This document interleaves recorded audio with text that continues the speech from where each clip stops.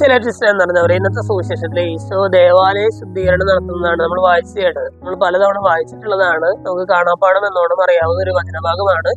ഈശോ ദേവാലയത്തിലേക്ക് കയറിയിട്ട് അവിടെ പ്രാവുകളെയും ആടുകളെയും വിൽക്കുന്നവരെയും നാണയം കൈമാറ്റം ചെയ്തു തരുന്നവരെയൊക്കെ ആട്ടി പുറത്താക്കുകയാണ്.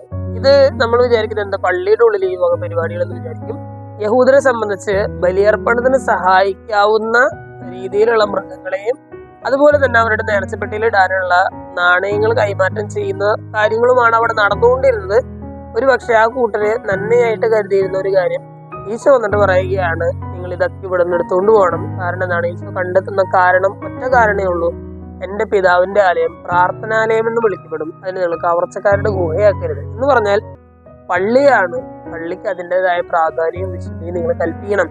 പ്രാർത്ഥനാലയം എന്ന് പഠിക്കുന്ന ഒരു കാര്യത്തെ നിങ്ങൾ കച്ചവട സ്ഥലമാക്കരുത് എന്ന് പറയുകയാണ്. സ്നേഹമുള്ളവരെ, ഇന്നത്തെ വചനഭാഗം കേട്ട് കഴിയുമ്പോൾ എന്റെ ദേവാലയത്തിന് ഞാൻ എന്തുമാത്രം പ്രാധാന്യം കൊടുക്കുന്നുണ്ട് എന്ന് നമുക്കൊന്ന് ചിന്തിച്ചു നോക്കാം.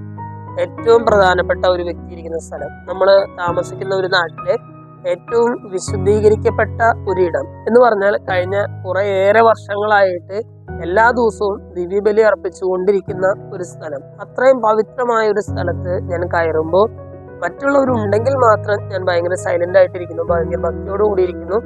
അല്ലെങ്കിൽ എനിക്ക് തോന്നിയ പോലെയൊക്കെ ഞാൻ അവിടെ വ്യാപരിക്കുകയാണെങ്കിൽ ഇന്നത്തെ സുവിശേഷം നമുക്കുള്ളൊരു താക്കീതാണ്. ഈശോ നമ്മളോട് പറയുകയാണ്, എന്റെ പിതാവിന്റെ ആലയം പ്രാർത്ഥനാലയം എന്ന് വിളിക്കപ്പെടും, നിങ്ങൾ അതിന് കവർച്ചക്കാരുടെ ഗുഹയാക്കരുത്.